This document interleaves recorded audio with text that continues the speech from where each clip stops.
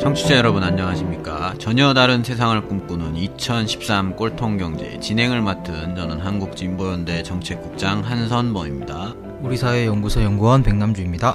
네, 꼴통경제 2013년 세 번째 시간입니다. 이번 주에는 먼저 지난 2월 말 치러진 이탈리아의 총선 결과를 살펴보고요. 다음으로 이 후퇴하고 있는 박근혜 정부의 민생 공약들에 대해서 알아봅니다. 세 번째 시간은 이 주입식 경제지표 시간으로 이 지난 2012년의 수출 수입 통계를 살펴보도록 하겠습니다.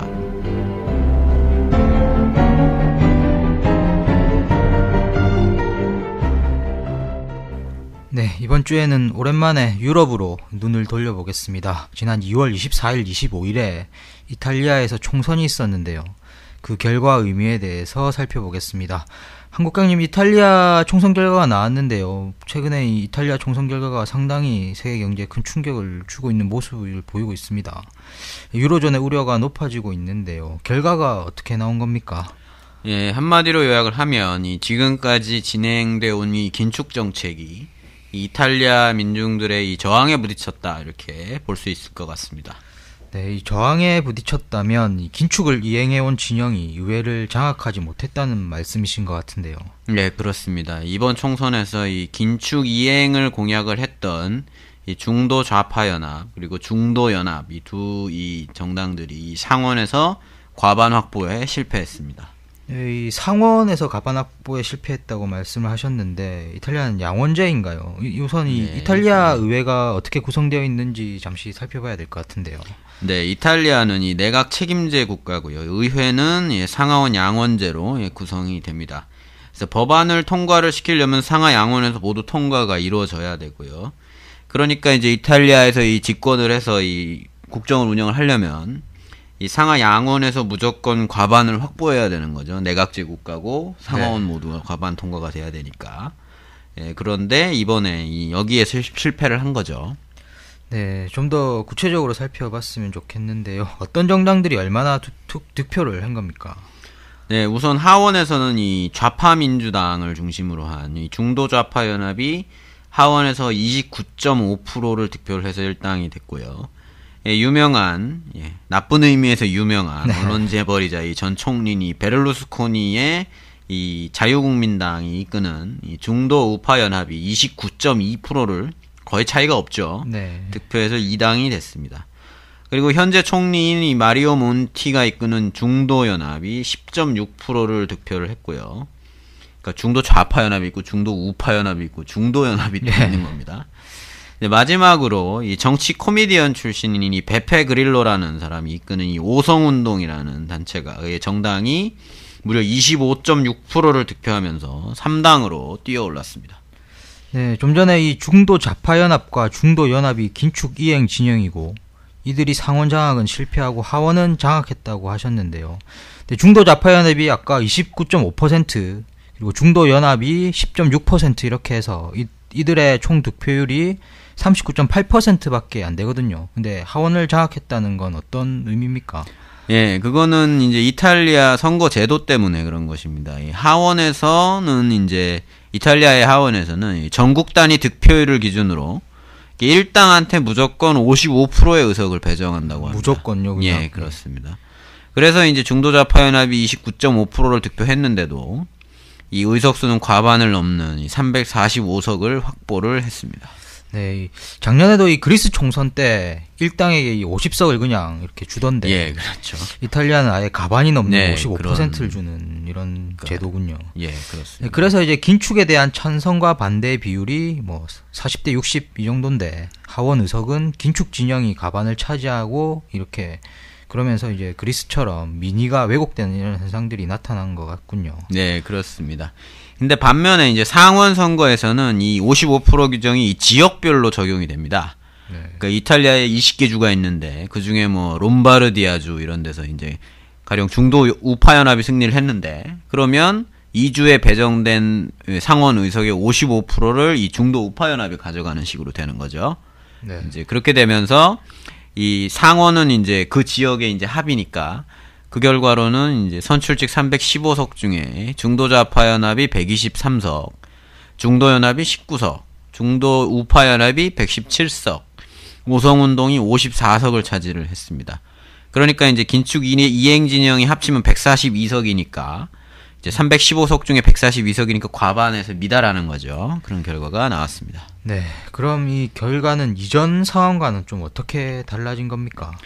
예, 원래 이제 이탈리아 집권 여당은 이 베를루스코니가 이끄는 이 자유국민당이었습니다. 근데 이제 세계 경제 위기가 오고 유럽 재정 위기가 불거지면서 이탈리아도 이제 계속 재정 위기가 있어 재정 상태가 안 좋았으니까요.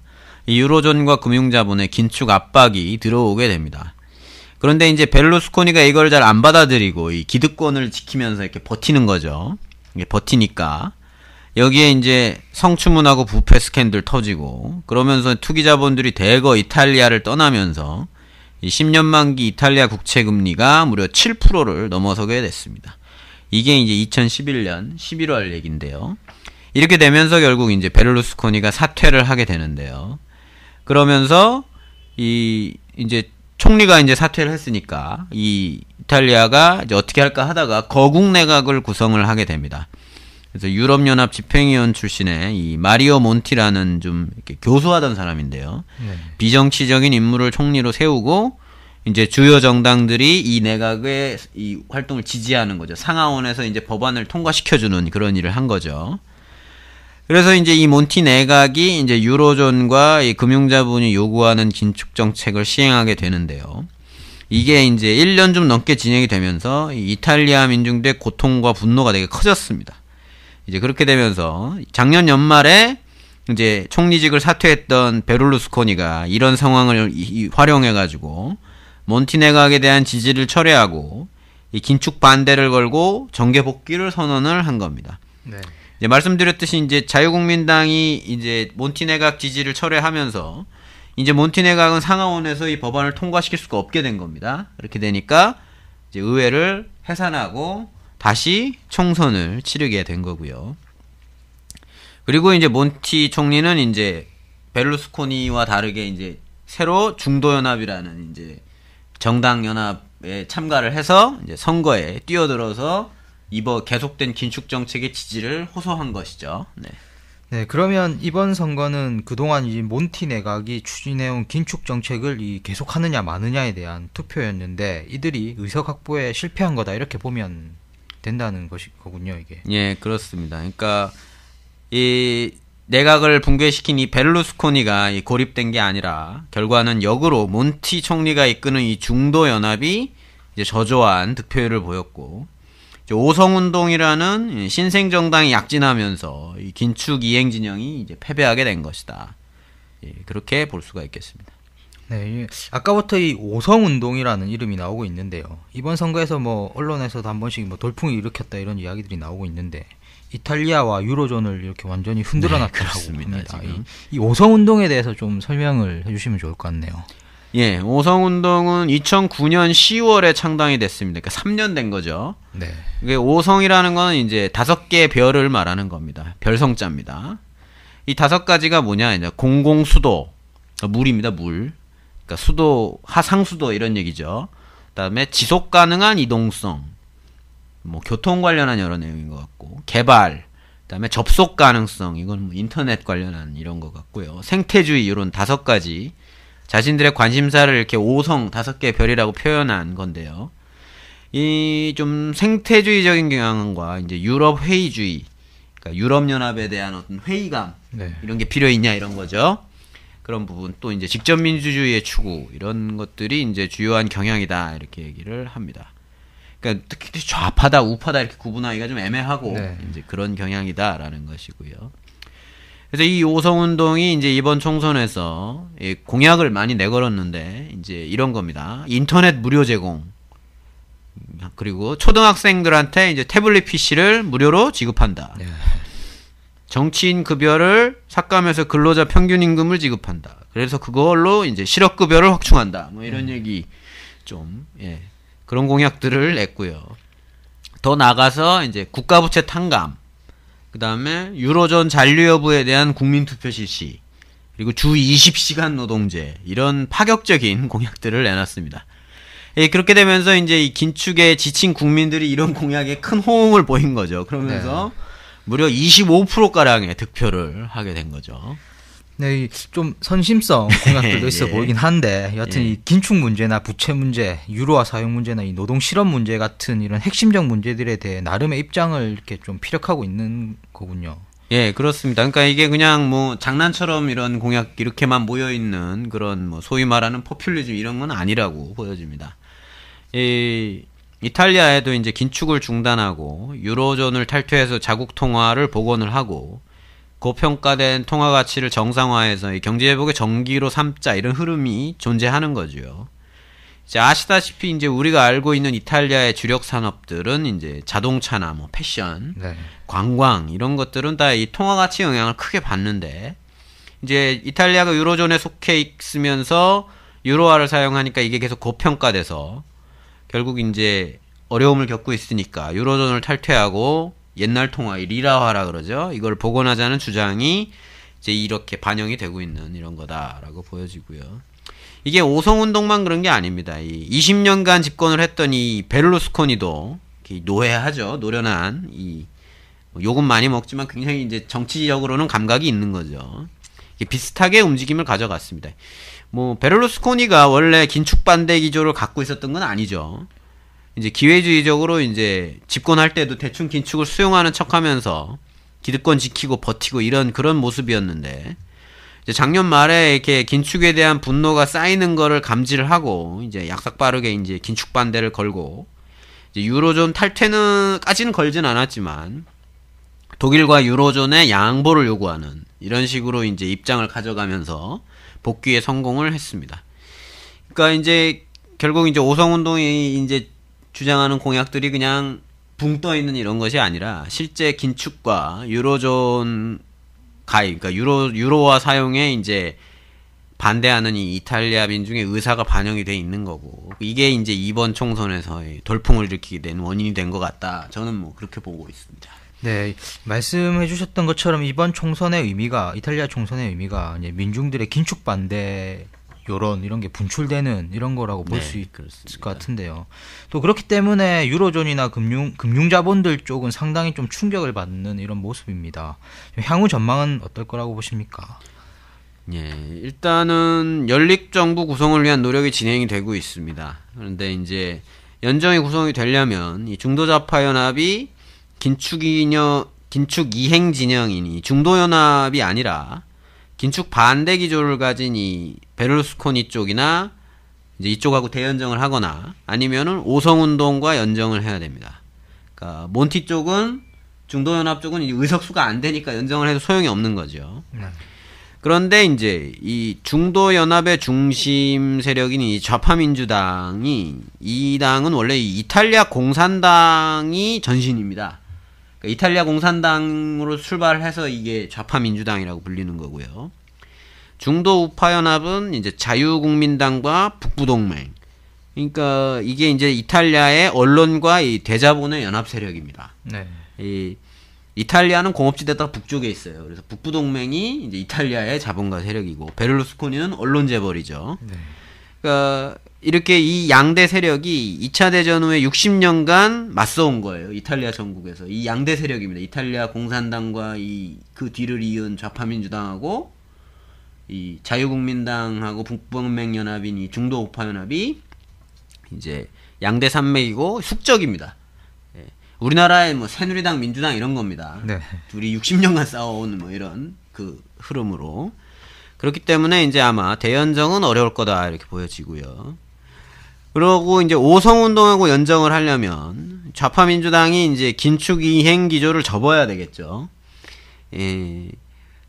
좌파민주당 내에는 이제 이게 지도부는 이제 그렇지 않습니다. 지도부는 긴축 이행 기조를 갖고 있는데 지도부와 달리 이제 긴축 반대 세력이 상당히 존재합니다. 예. 그러고 이제 이 좌파민주당 쪽도 긴축 반대 여론이 드러난 거지 않습니까? 이번 총선에서. 그러니까 이거를 수렴할 필요가 있어요.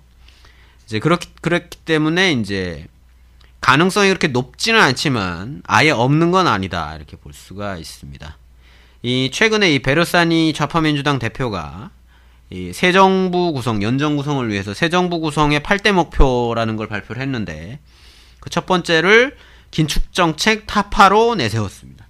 그러니까 이게 이제 연정을 빨리 구성하려고 시도를 하는 거다 이렇게 보실 수가 있습니다. 그래서 실제 지금 보면 이제 오송운동과 민주당의 연정 가능성이 이제 대두되고 있는데요. 이제 그 부분이 이렇게 어떻게 될지 이게 이제 지금 관건이다 보시면 되겠습니다.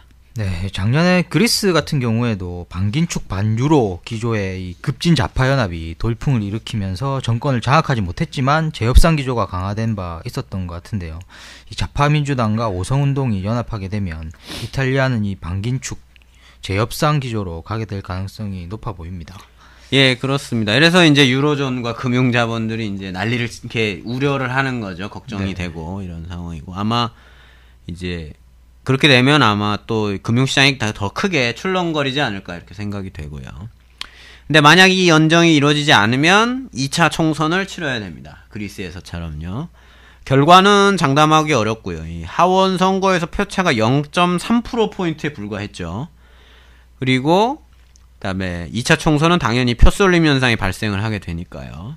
이제 그렇게 되면 이제 중도좌파연합이나 벨루스콘이나 오성운동이 이 세 정당이 모두 1등을 할 가능성이 있습니다. 네. 어떻게 될지 장담하기가 쉽지 않은 그런 상황입니다. 작년에는 그리스가 이 유럽을 흔들었는데 올해는 이탈리아가 이 유럽을 흔들고 있는 것 같습니다. 유럽의 긴축 정책이 계속될지 유로존이 유지될 수 있을지 그리고 유럽 민중들의 반긴축 여론이 어떤 결과를 낳을지 계속 지켜봐야 할 것 같습니다. 한 국장님 수고하셨습니다. 네, 감사합니다. 예, 박근혜 정부가 2월 25일 출범을 했습니다. 그렇지만 보름이 채 지나기도 전에 국민들한테 희망을 주기보다는 좀 많은 실망을 안겨주고 있습니다. 우리 지금 한반도는 이제 밀촉즉발의 위기 상황이고 각종 불협화음 속에 이 정부 조직도 제대로 꾸리지 못하고 있습니다. 이제 지도력을 발휘해서 이 사태를 수습해야 되는 이 대통령은 이 야당 탓을 많이 하고 있습니다. 외부 탓이 많아서 좀 걱정이고요. 그리고 결정적으로 대선 시기에 국민들한테 약속한 핵심적인 민생 공약들이 후퇴하고 있습니다. 박근혜 정부가 출범한 만큼 이제 저희 꼴통경제에서도 경제정책 기조에 대한 전망, 경제팀 분석 그런 여러 주제들을 가지고 앞으로 이야기할 기회들이 있을 것 같은데요. 이번 시간에는 현재 후퇴하고 있는 이 박근혜 정부의 민생 공약들에 대해서 알아보고 원인에 대해서 살펴보도록 하겠습니다. 백남주 연구원. 네, 최근 민생 공약의 후퇴와 관련해 논란이 되고 있는 것은 크게 세 가지라고 볼 수 있습니다. 하나는 이제 기초노령연금 문제고요. 또 하나는 4대 중증질환 100% 보장 공약이 있었고 노인 임플란트 건강보험 적용 공약이 있었습니다. 네, 하나하나씩 살펴보죠. 먼저 이 기초노령연금 관련해서 말씀을 해주시죠. 네, 이 기초노령연금이란 노인들에게 일정에게 이제 연금을 지급하는 제도인데요. 이 박근혜 대통령은 후보 시절에 기초노령연금으로 만 65세 노인 전체에게 월 20만 원씩 지급한다는 이런 공약을 했습니다. 현재는 이 소득 수준 하위 70%에 해당하는 65세 이상 노인들에게 97,100원 정도가 지급되고 있는 상황이고요.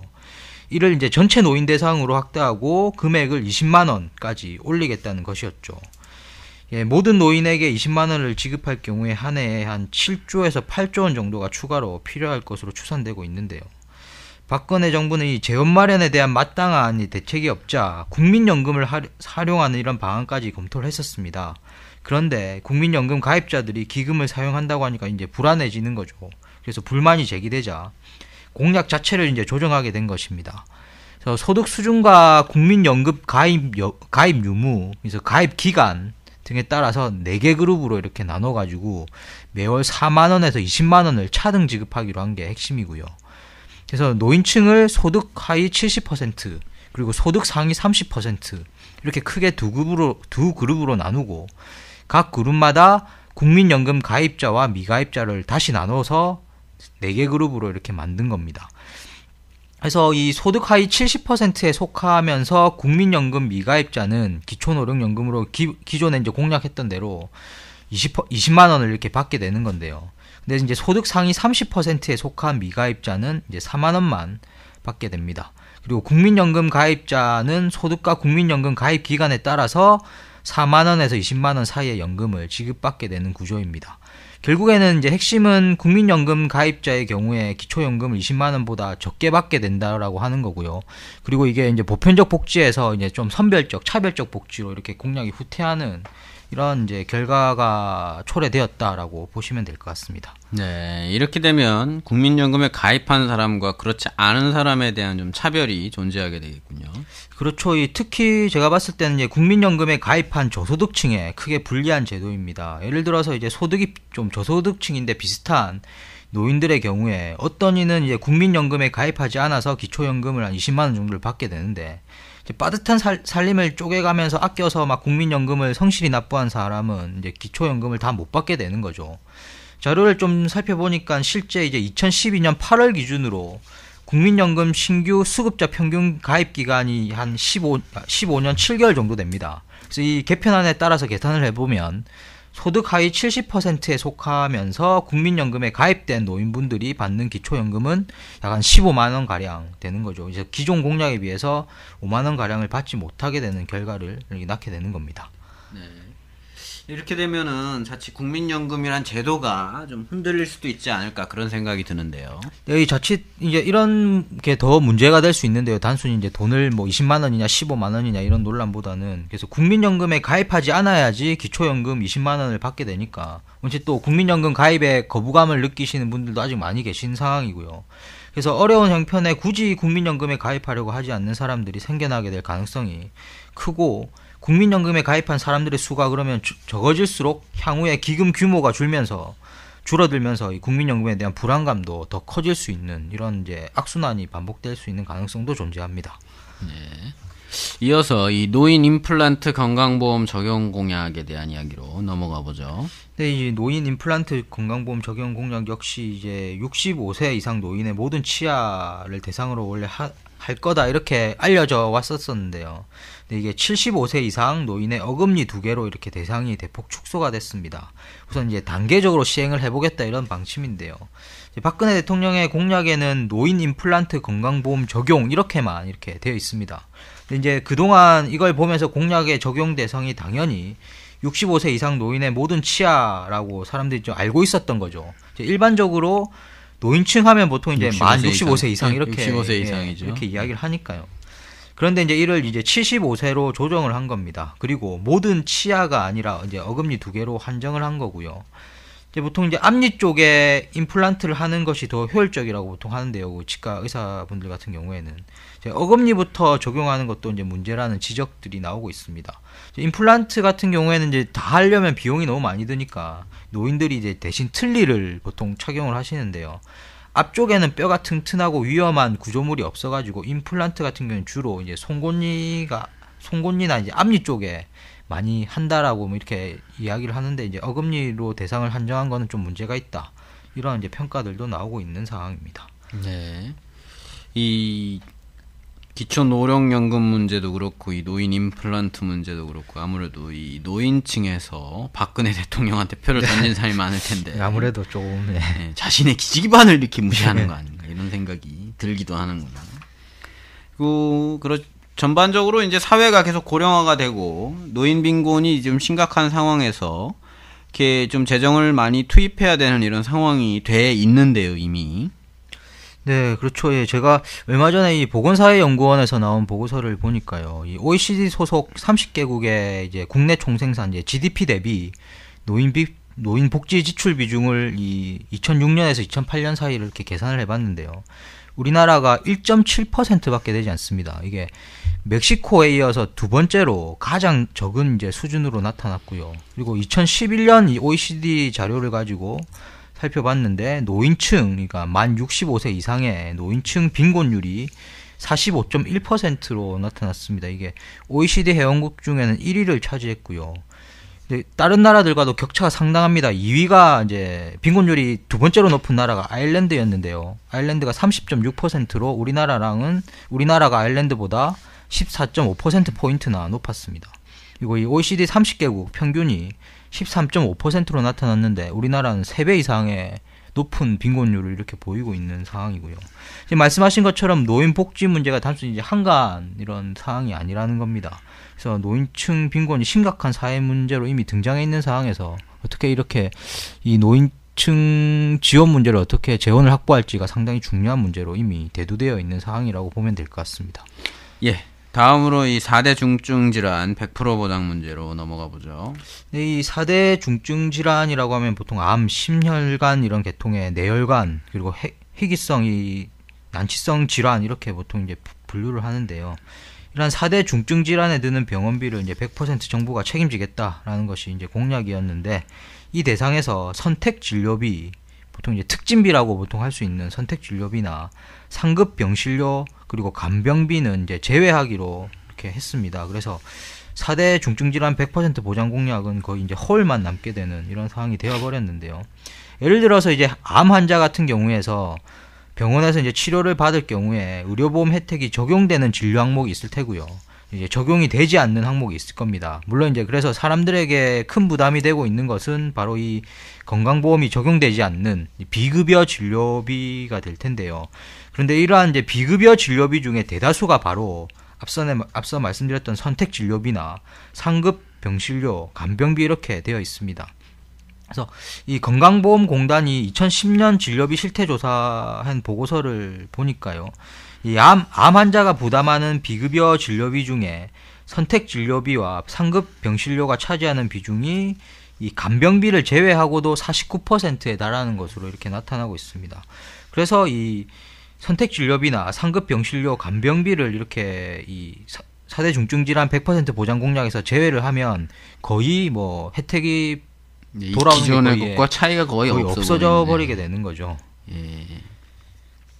그런데 정부는 일단 애초에 이 선택진료비, 상급병실료, 간병비 3대 비급여는 국가 전액부담 공약에 포함되지 않았다 이렇게 주장하고 있는 것 같고요. 또 선택진료비나 상급병실료 같은 경우는 환자가 선택하지 않을 수 있는 거 아니냐 이런 얘기를 하고 있는 것 같습니다. 네, 먼저 이 정부가 약속을 하지 않았는가 하는 부분은 이제 박근혜 대통령이 직접 이제 후보 시절에 TV 토론회에서 이 4대 중증 질환에 대해서는 선택 진료비나 상급 병실료는 물론 간병비도 포함해서 건강보험 적용 범위에 포함해서 국가가 100% 보장하겠다 이렇게 약속한 바가 있죠. 이전에 인수위에서는 이러한 이제 박근혜 대통령의 발언에 실수가 좀 있었다 이렇게 이야기를 하기도 했는데요. 국민들은 그 당시 당연히 박근혜 후보의 말을 그대로 믿고 표를 준 거지 않겠습니까? 당연히 책임지는 자세를 적어도 보여야 한다라고 생각이 들고요. 그리고 선택 진료비와 상급 병실료가 환자가 선택할 수 있는 서비스라고 하는 것도 뭐 대부분 병원 많이 다녀보신 분은 아시겠지만 현실과는 상당히 괴리가 크다는 것을 잘 아실 겁니다. 특히 일반인이 전문적 지식을 가지기 어려운 이 의학 분야에서 의사의 말에 따라서 진료를 받을 수밖에 없죠. 그래서 본인이 의사와는 상관없이 선택 진료비를 대부분 내게 되는 거죠. 그리고 노골적이든 암묵적이든 이제 상급 병실 사용을 강요받게 되는 것도 현실이고요. 네. 예, 결국 이렇게 이제 박근혜 정부가 내놨던 여러 핵심 공약, 민생 공약들이 지금 이렇게 후퇴하고 있는 건데요. 이제 이렇게 되는 이유는 어디에서 찾아야 된다 이렇게 보십니까? 크게 이제 두 가지 측면에서 살펴볼 수 있을 것 같습니다. 하나는 재정과 이제 재원과 관련된 문제고요. 다른 하나는 박근혜 정부의 국정 철학과 지지 기반에 대한 문제 이렇게 나눠서 살펴볼 수 있을 것 같습니다. 네, 먼저 재정 얘기를 좀 해보죠. 이 대선 시기부터 복지 공약이 제대로 이행되기 위해서는 이 재정 확보 대책이 중요하다 이런 얘기가 계속 나왔었는데요. 네, 이 박근혜 정부가 이 공약 실행을 위한 총 재원 소요액이 한 5년간 135조 원, 그러니까 연간으로 치면 27조 원 규모라고 파악을 하고 있습니다. 물론 이제 전문가들은 실제 이것보다 훨씬 더 많이 들 거다 이렇게 전망을 하고 있는데요. 문제는 역시 이제 이 돈을 어디서 마련하는가 하는 것입니다. 박근혜 정부는 이제 증세 없이 지하 경제를 양성화하고 여기서 뭐 재원을 마련하겠다 이렇게 주장을 하고 있죠. 또한 이제 불필요한 세금 감면을 줄여서 마련한 자금으로 복지 지출 같은 이제 서민과 중소기업을 지원하겠다 이런 입장을 고수하고 있습니다. 이 고소득자의 탈세를 막고 차명재산이나 은닉 비자금 같은 것을 찾아내가지고 세금을 거두는 일은 물론 이제 중요한 일이고 당연히 해야 되는 일인데요. 지하 경제를 양성화해가지고 재정을 확보하겠다는 것이 근데 단기간에 복지 지원을 충당할 만큼 이루어지기는 지금은 좀 힘든 이런 상황인 거죠. 지금까지의 정권이 이걸 신경을 못 써서 안 된 것은 아닐 테고요. 지하경제 규모에 있어서도 논란이 많습니다. 아무래도 이게 임의적인 추정치에 근거를 해서 계산을 할 수밖에 없기 때문에 설령 이제 어느 정도 세원이 확보된다 하더라도 박근혜 정부가 내세웠던 이런 공약했던 이런 내용을 다 실현하기에는 여전히 부족한 이런 걸로 평가할 수 있을 것 같고요. 또한 이 세금 감면 항목을 조정하는 문제도 이제 세금 혜택을 준 게 대부분이 이제 중소기업이나 서민 지원용으로 많이 들어가게 되어 있는 겁니다. 그러니까 당연히 이게 조정하기가 쉽지 않은 거죠. 이렇게 가다가는 결국 이제 나머지 복지 공약들도 수정되거나 폐기 이럴 가능성이 많고, 제가 좀 이렇게 우려스러운 거는 이제 서민들의 주머니 돈이 새 나갈 가능성도 존재할 수 있을 것 같다는 겁니다. 지하경제 양성화라는 이름으로 이 소위 뭐 길거리 노점상들이라든지 자영업자들의 이제 부동산 권리금 같은 데 대한 가세를 할 가능성도 있을 수 있고요. 세금을 안 내고 있는 뭐 학원 강사분들도 이게 상당히 많지 않습니까?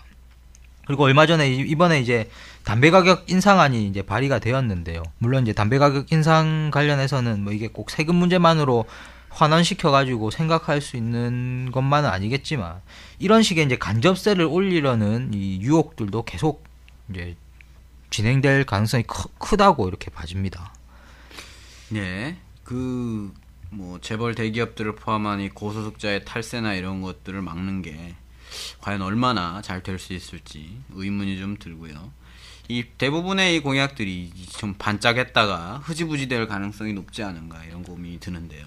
네, 아무래도 박근혜 정권의 지지 기반에 대한 것이 이제 두 번째로 지적되어야 할 부분입니다. 현재 우리나라 일반 서민들은 이제 복지 지원 없이는 삶을 꾸려가기가 상당히 힘든 상황으로는 이게 내몰려 있는데요. 그래서 새누리당마저도 이제 복지 지원 확대를 이야기하고 있는 거죠. 하지만 이 부자 증세 등을 통해서 적극적으로 복지 지원을 마련하는 선택을 하기는 불가능하다고 봐집니다. 이전부터 이제 이어져 오는 새누리당의 국정 철학도 있었고, 새누리당의 지지 기반이 재벌 대기업과 부유층 중심이기 때문이죠. 복지 확대가 부유층의 요구와 상충되는 것도 있겠죠. 예를 들어서 이제 건강보험의 보장성과 적용 범위를 확대하면 의료업계나 이 삼성생명 같은 이제 보험회사들 같은 경우에 당연히 좋아하지 않겠죠.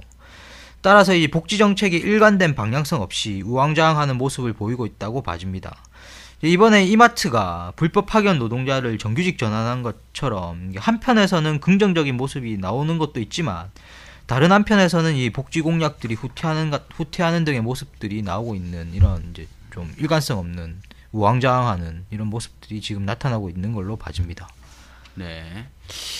이런 맥락에서 보면 이 경제 민주화 역시 좀 제대로 실현되기 어려울 걸로 이렇게 봐지는군요. 네, 아마 박근혜 경제팀 등을 분석하면서 좀 다룰 기회가 있을 것 같은데요. 재벌 대기업이 강력하게 반발하고 있는 상황에서 제대로 된 이제 경제 민주화를 추진하기는 힘들 걸로 봐집니다. 이번에 이 정경련이 만든 한국경제연구원이 이 경제학술대회에서 이제 발표한 내용들을 보니까 어떤 이야기까지 나오냐면, 이 경제 민주화에 대한 요구가 커지면 커질수록 개인의 일상생활까지 옥죄게 될 수 있고, 민주화라는 이름의 또 다른 전체주의가 나타날 수 있다.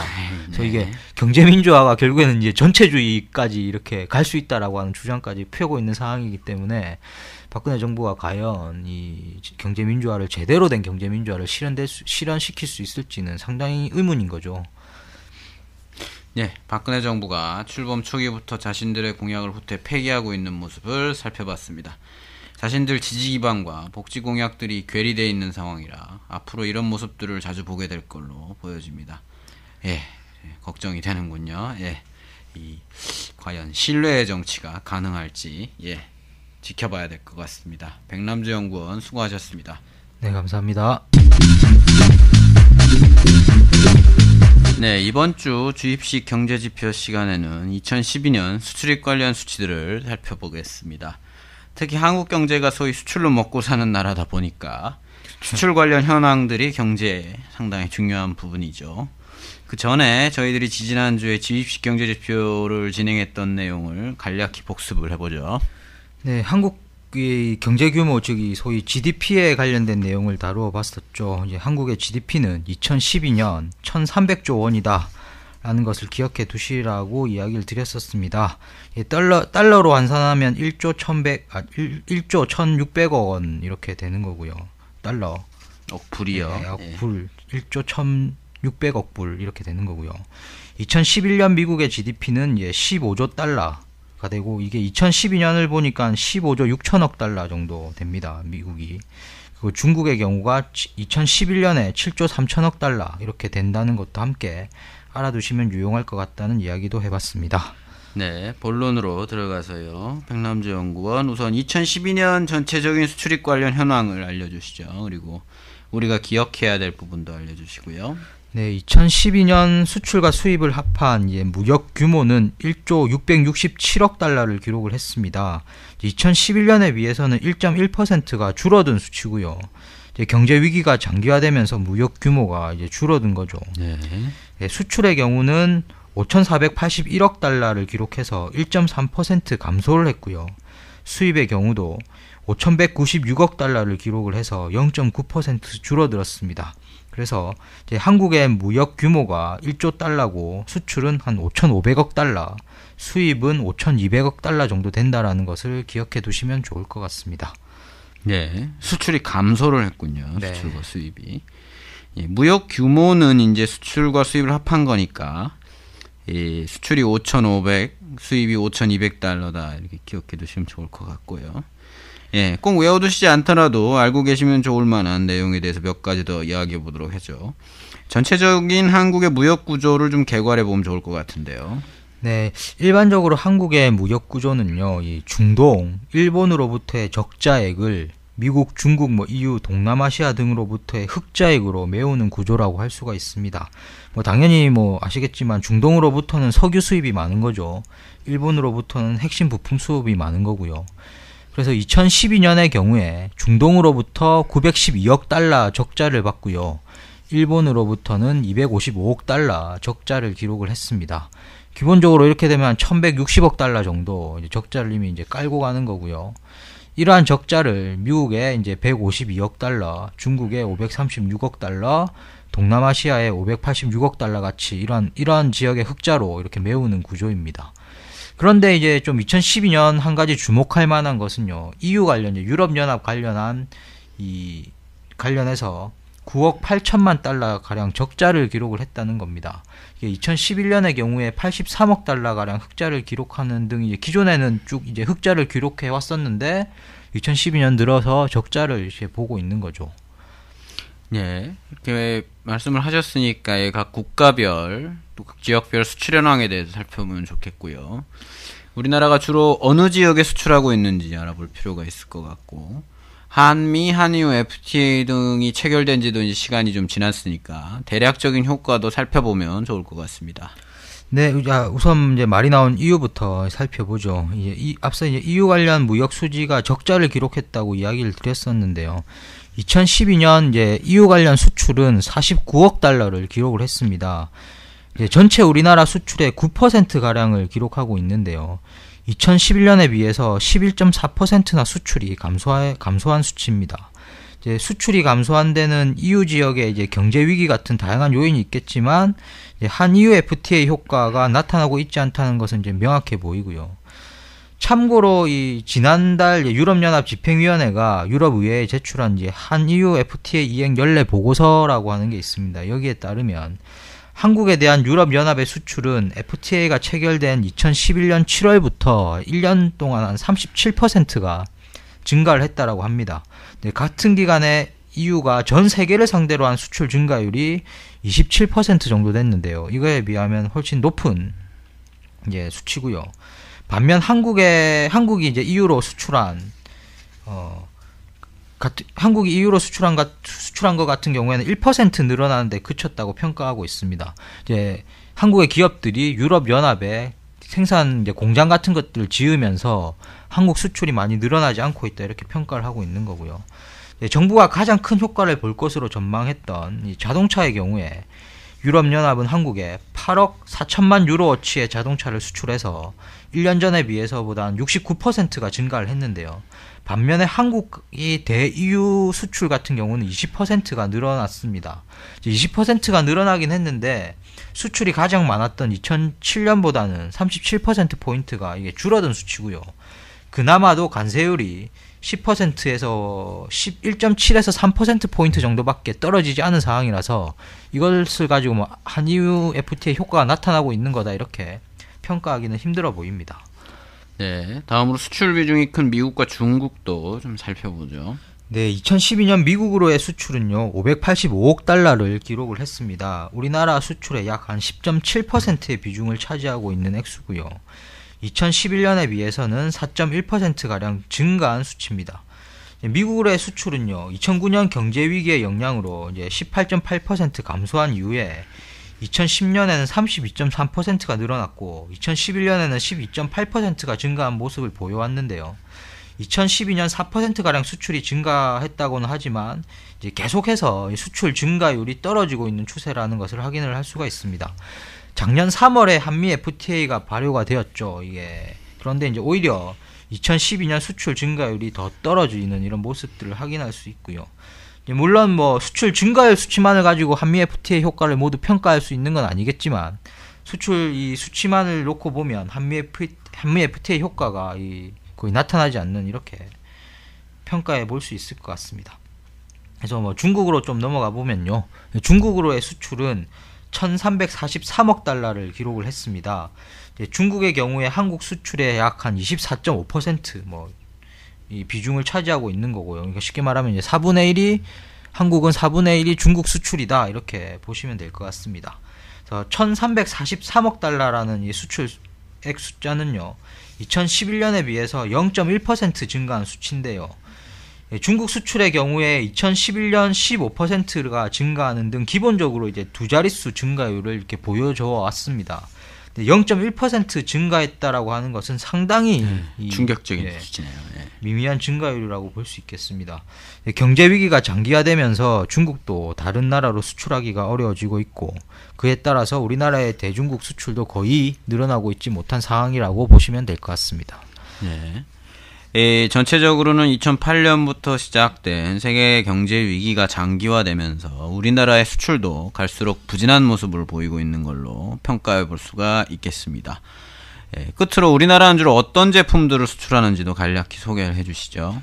네, 뭐 다들 직관적으로 잘 아시겠지만 뭐 반도체, 자동차, 선박, 휴대폰 등인 거죠. 그래서 석유 제품 수출도 많은데요. 2012년에는 이 석유 제품이 가장 많이 수출된 것으로 나타났습니다. 그 뒤로는 반도체, 승용차, 선박, 액정 디바이스 등의 순이었는데요. 자동차 부품이 6위를 기록을 했고요. 휴대폰, 무선통신기기가 7위를 기록을 했고 가전제품이 8위를 차지했습니다. 문제는 이들 이제 8개 품목의 수출액이 한국 전체 수출의 50%를 차지하고 있다는 겁니다. 이게 몇몇 제품에 편중된 이런 수출 구조를 가지고 있다는 거죠. 그리고 이러한 수출 품목들은 모두가 반도체, 자동차, 휴대폰 이렇게 보셔서 아시겠지만 모두 재벌 대기업이 차지하고 있는 품목들입니다.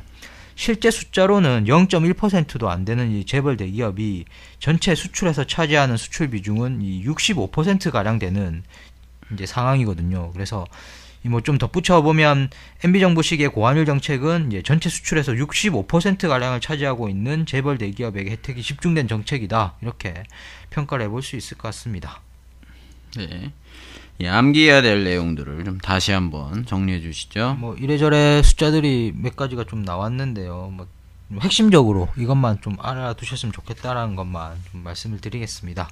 한국의 무역 규모가 1조 달러 정도가 되는 거고 수출은 5,500억 달러, 수입은 5,200억 달러라는 것 정도 기억해 두시면 좋을 것 같고요. 좀 더 나아가 보면 각 국가별 수출 비중이 이제 중국이 한 4분의 1 정도 차지하고 있는 거고 미국이 한 11%, 유럽이 9% 정도 차지하고 있다. 이 정도 알아두시면 좋을 것 같습니다.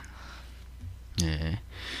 한 가지 더 작년에 수출이 감소했다는 게 좀 상당히 충격적인 내용으로 다가오는 것 같습니다. 그런 부분도 알아두시면 좋을 것 같고요. 백남재 연구원 수고하셨습니다. 네, 감사합니다. 네, 이상으로 2013 꼴통경제 세 번째 시간을 마치도록 하겠습니다. 청취자 여러분, 들어주셔서 감사하고요. 다음 주에 뵙도록 하겠습니다. 안녕히 계십시오. 안녕히 계십시오.